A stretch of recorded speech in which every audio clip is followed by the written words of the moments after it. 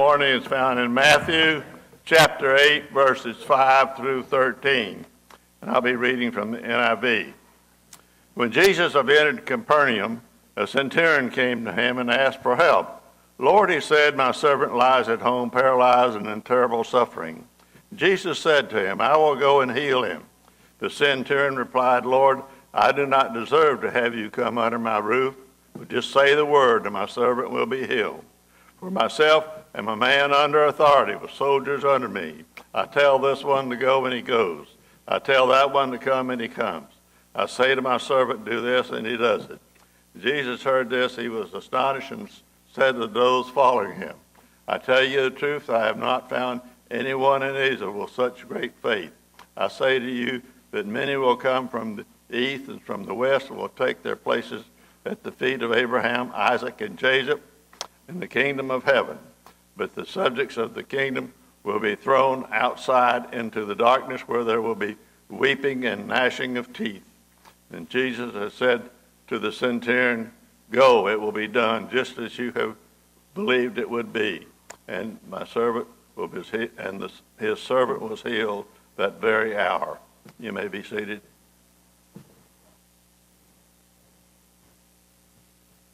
Thank you, Will.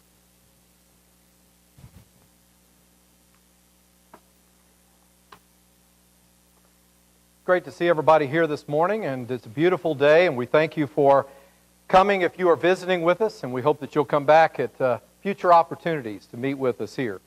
We had a great fall festival, as Brian said, and that's a wonderful opportunity for the young families, and we appreciate the opportunity like that. And of course, then we've got the potluck today and a picnic in a couple of weeks, and so we hope that you'll take advantage of all those opportunities to encourage each other, be able to spend time together.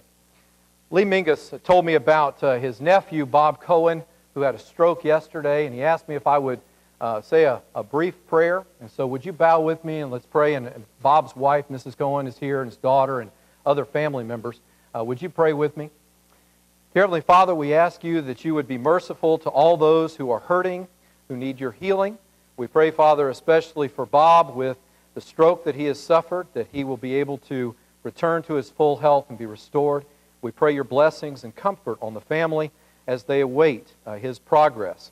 We pray, Father, that for each of us, as we have the opportunity to come before you, that you would hear our individual petitions and requests, and especially, Father, for the healing of many of our members so that they will be able to return to their place among us and with us to serve side by side. Father, we thank you for loving us, and bless us now as we study from your word together. Open our minds and our hearts to receive your truth. In Jesus' name we pray. Amen. If you have your bulletin, you might open to the inside cover. We're in the second of a three-part series. Last week we talked about the compliments of Jesus. We used the example number 1 of Nathanael, and then number 2 of John the Baptist or baptizer. And then today we want to talk about the centurion, as Welch just read for us in Matthew 8. Then we'll also look at Zacchaeus, a tax collector from Luke 19. Heard about Dennis the Menace in the little cartoon series. Margaret gave an assignment to the other children. She said, draw a picture of what you want to be when you grow up. Well, Joey drew a picture of a fireman, Gina drew a picture of a soccer player, and Margaret drew a picture of herself as a ballerina. But Dennis didn't draw a picture. And Margaret looked at him and she said, Dennis, can't you draw a picture of what you want to be when you grow up? Dennis said, Margaret, I don't even know what I want to be for Halloween. There are a lot of questions that we have in life. But along the path, compliments. When people encourage us, when people give their admiration, their commendation, many times we need to speak kindness, our regards, our good wishes for others to help encourage them along the way. And when Jesus gave a compliment, it is worth noting for us. I want you to look at this story of the centurion. The trait of the centurion that Jesus compliments there in Matthew 8 and verse 10 is his faith. And Jesus doesn't just say, your faith. He says, such great faith. Now think about this centurion. He lived there in Capernaum. Capernaum was a city where several of the apostles probably lived. It's a place where Peter had resided. It's on the northwest coast of the Sea of Galilee. And Jesus performed many of his miracles at Capernaum. In fact, in Matthew chapters 8 and 9, there are no less than 10 miracles that Jesus performed, and at least half of those, at least 5, were done right in the city of Capernaum. There's Peter's mother-in-law who had a high fever. There's a paralytic. There are 2 blind men. There is a deaf or mute demon-possessed man. And then there is the raising of Jairus' daughter from her death. And there is the story of this centurion's dear or beloved servant. So Capernaum had the opportunity to witness many of Jesus' works. Take your Bibles there from Matthew 8. Turn over with me to Matthew 11.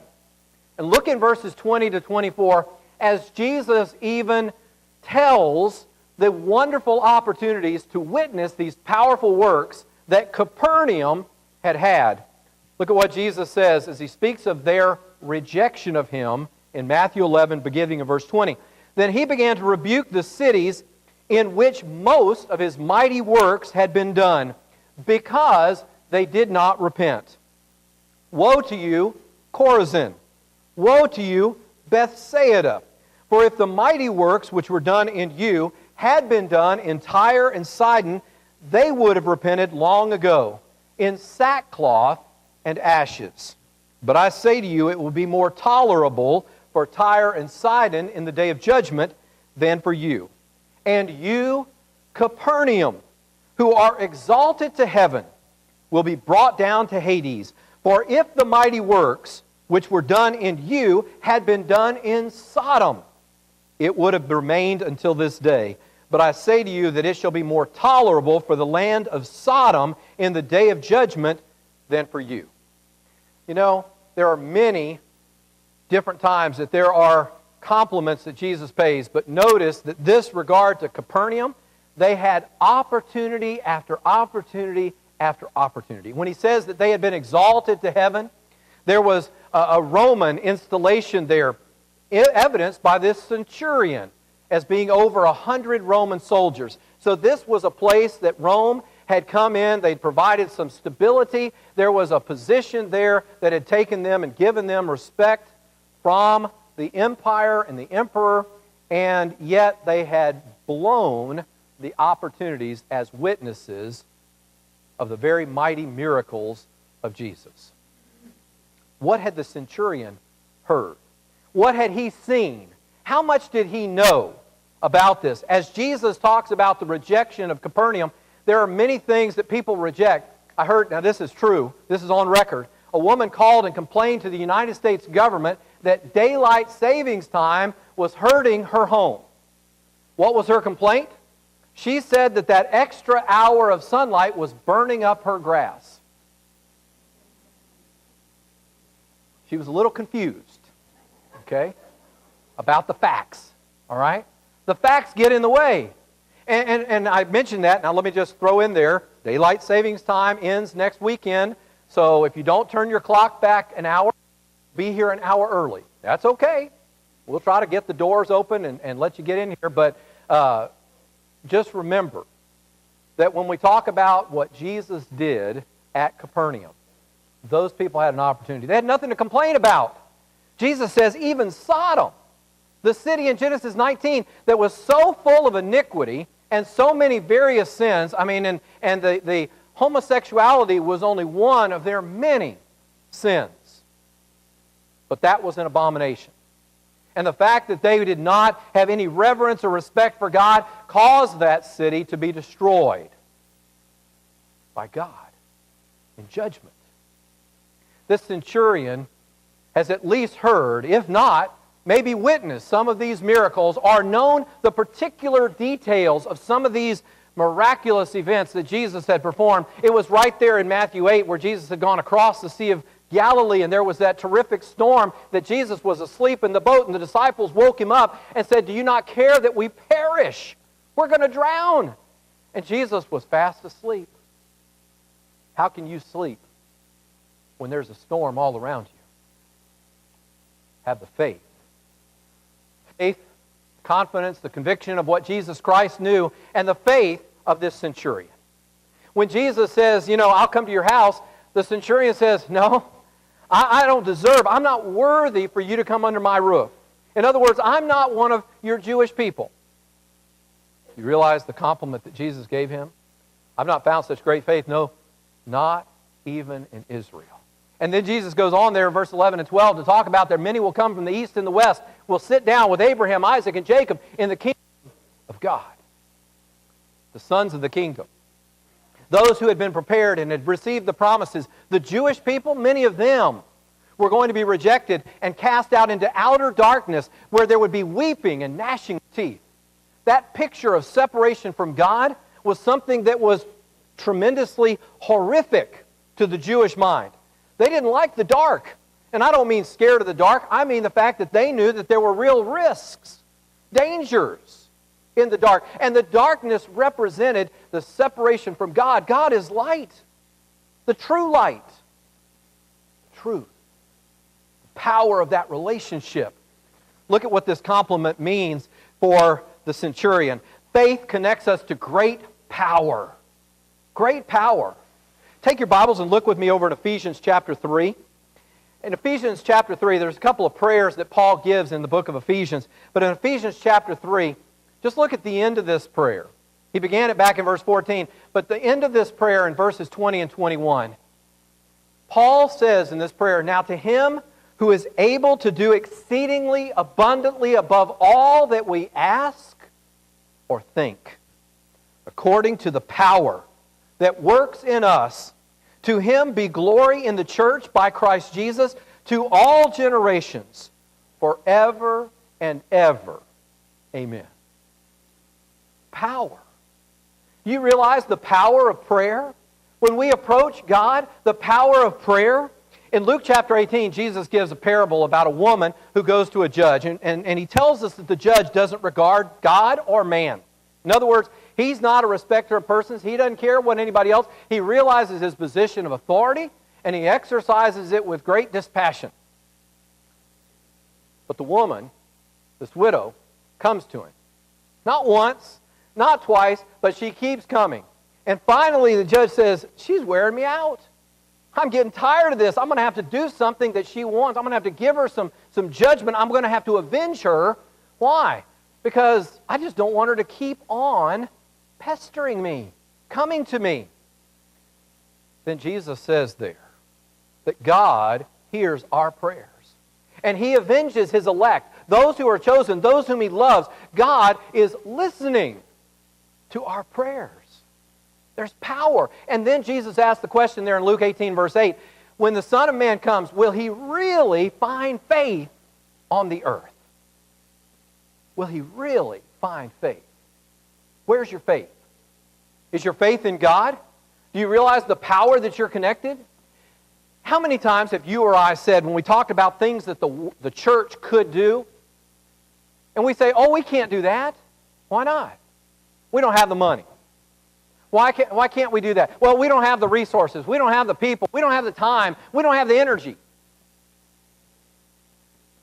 Where's our resource? Where's our power?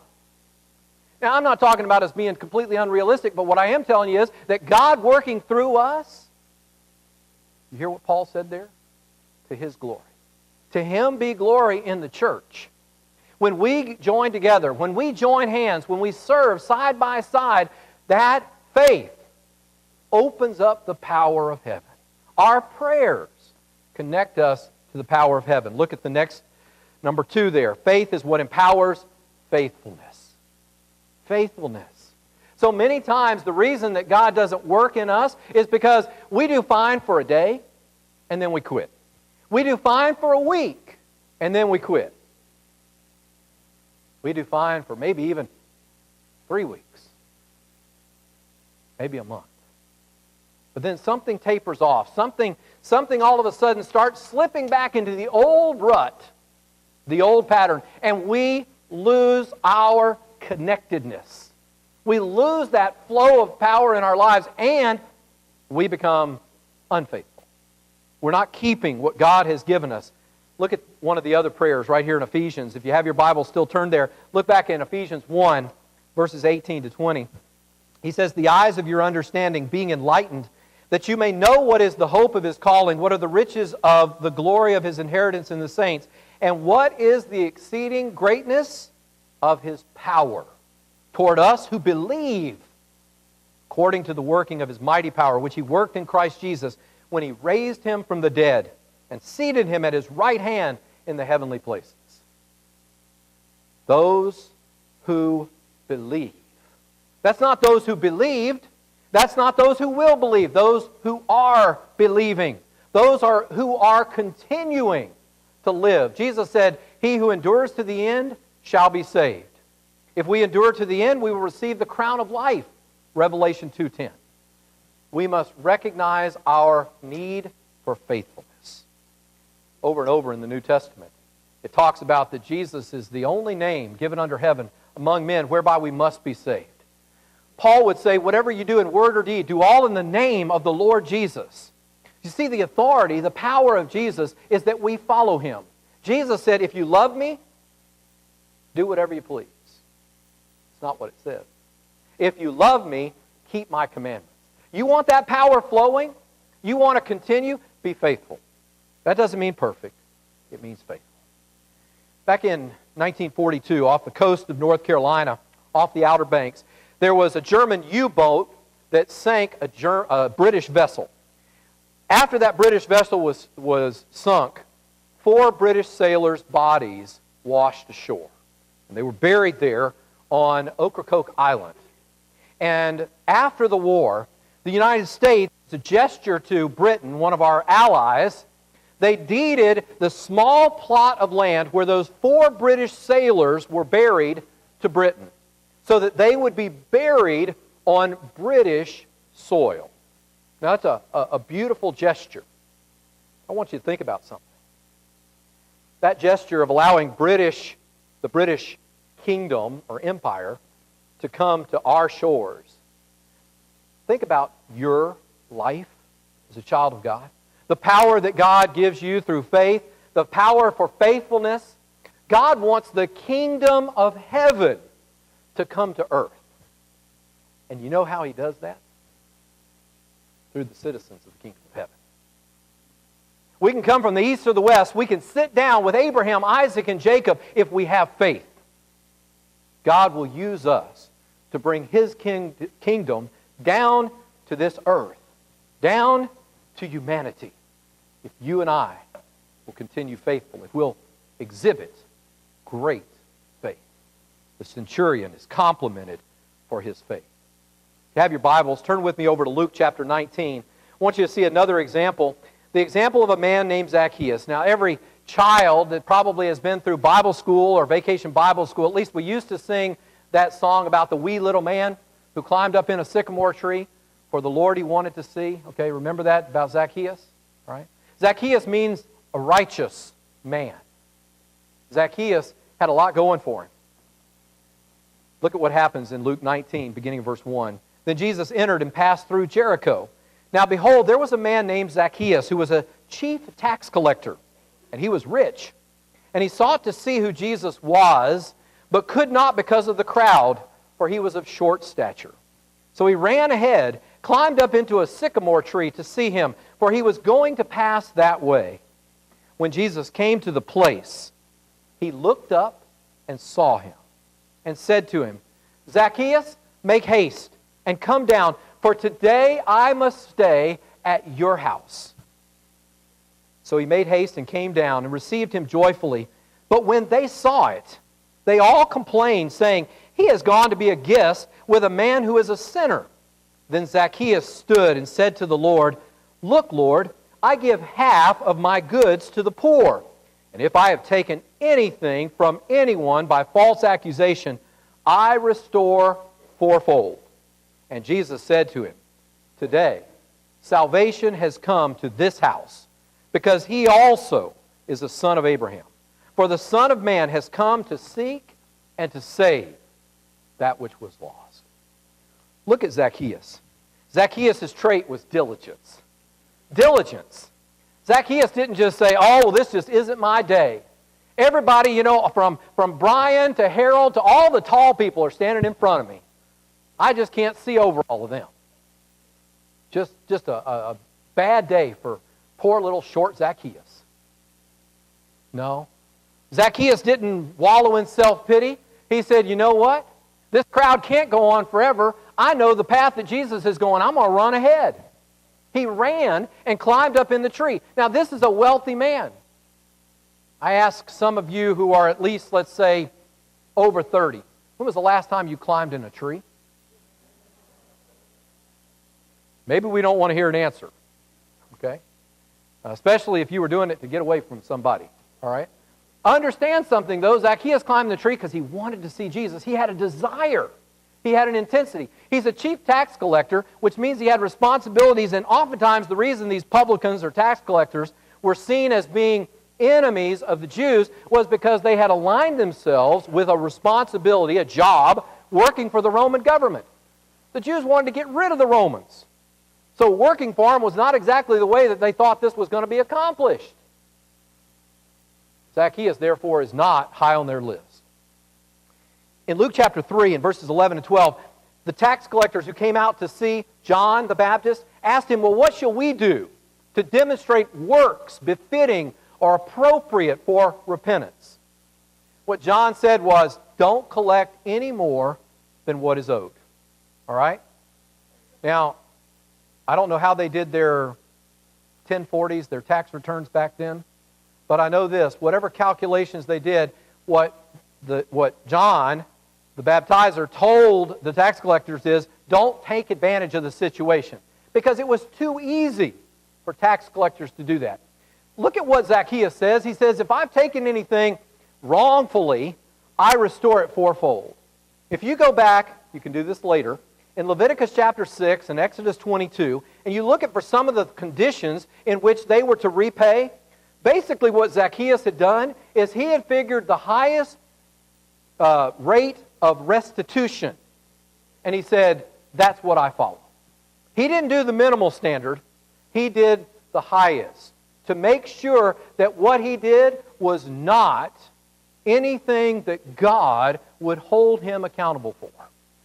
Now, that's not what the Romans required, and that's not even what his fellow countrymen expected. Zacchaeus went above and beyond. When he tells Jesus this, Jesus doesn't challenge it. Jesus doesn't say, now Zacchaeus, back on November 13th. No. Zacchaeus' statement stands. There, his intense desire to see Jesus is honored. Jesus looks up and says, I'm going to go to your house. What would you say if Jesus looked at you and said, I'm going to come to your house today? You'd probably be saying, oh, I wish I had just vacuumed. I wish I had, a real good, again, assuming Jesus is as what we assume to be the very image of Christianity. A couple ladies here are from Nashville. What would you have in the Bible Belt? You'd have fried chicken and mashed potatoes. That's what you'd want in the oven or on the stove if Jesus was coming to your house. Understand something. Jesus tells Zacchaeus, I'm going to your house. And it didn't matter what the naysayers and the complainers had to say. Jesus wanted to spend time with Zacchaeus. And he says he's a son of Abraham. Salvation has come to his house. What a blessing. The son of Abraham is those who trust God, and whatever God tells us, that's what we do.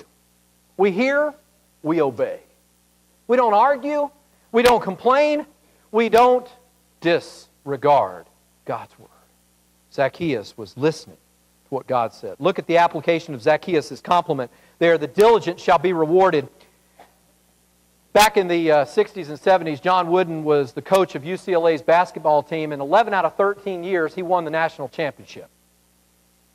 One of the rules that John Wooden had was he told his players, after you score, you acknowledge the player who passed you the ball.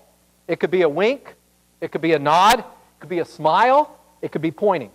But they were to acknowledge that player who had passed them the ball, as an encouragement. One of the new players one time looked at John Wooden and said, "But what if he's not looking?" John Wooden looked at that new player. He said, "He'll be looking." We all need encouragement. Zacchaeus needed encouragement, and in his desire, Jesus said, "Seek first the kingdom of God and His righteousness, and all these things will be added to you." What do you need? What in your life is lacking? Seek the kingdom of God. God will supply your need. Oh, I don't mean that it's going to fall like manna out of heaven, but God will give you what you need. The diligent shall be rewarded when we want to see Jesus. If I want to see Jesus in my life. Number 2 there, Jesus knew His purpose or mission at all times. Do you know yours? Look what He said in verse 10. The Son of Man has come to seek and to save that which was lost. What's your mission? Paul would say, "For to me to live is Christ." Paul would say, "I've been crucified with Christ. Nevertheless, I live." Understand, whatever verse that you find that helps you to remember your mission, keep that in your forethought all the time. We ought to go around, and one of the ways we ought to encourage each other is we ought to just come up to one another every once in a while, and I don't mean like trying to scare somebody or tap them on the shoulder and get them to jump. I mean to say, remember your purpose. Remember your purpose. To love the Lord your God, to seek first His kingdom, to live for Christ, to help others to find the salvation. Jesus knew His purpose. John Calvin said that curiosity and simplicity are a sort of preparation for faith. There are so many times we need the truth. In 1492, Christopher Columbus was coming across the Atlantic Ocean, and in the story as we hear about Christopher Columbus, we just had Columbus Day, Columbus kept 2 logbooks. In his cabin, he kept 2 logbooks. One logbook was the truth. The other logbook he kept so the sailors could read it. And in that logbook, Columbus kind of altered the facts a little bit. He put in there that they were closer to land than they really were. He tried to boost the morale of the crew by putting some things into that logbook that he thought they would like to hear. But it wasn't the truth. If we know our purpose, we're going to have to stick to the truth. You see, God's Word tells us what's right. And I can't blend that. I can't water that down. I can't tell people that sin is okay and they can live any old way they choose and that we can ignore the Word of God and that you can get there without Jesus. I can't say that. If I'm going to know my purpose, I'm going to have to represent Jesus. Purely, simply, completely. Number 3, seeking can lead to finding. Seeking can lead to finding. There are so many people who are looking. Look at Zacchaeus. The small became big. In this sense, the poor became rich, and the host became guest when Jesus came into his house. Jesus is the one who is the master. The problem with too many people is they want Jesus kind of as a sidekick. They want Jesus kind of as a friend. If I can be honest with you, tell you the truth, you can't have Jesus just kind of as a sidekick. He's either going to be your Lord, He's going to be your master, He's going to be the one you listen to and you obey, or He is nothing to you. You say, Terry, that's you're being so absolute. You're being so rigid and dogmatic. That's what Jesus has said. Jesus said, unless you deny yourself, take up your cross and follow Him. That's wholly, completely, 100%. You can't have what Jesus promises.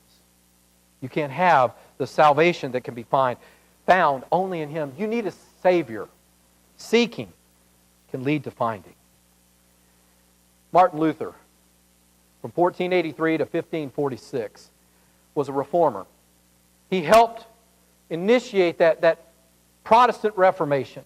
And not everything about the Protestant Reformation was all that it needed to be. It wasn't complete, but it was a beginning.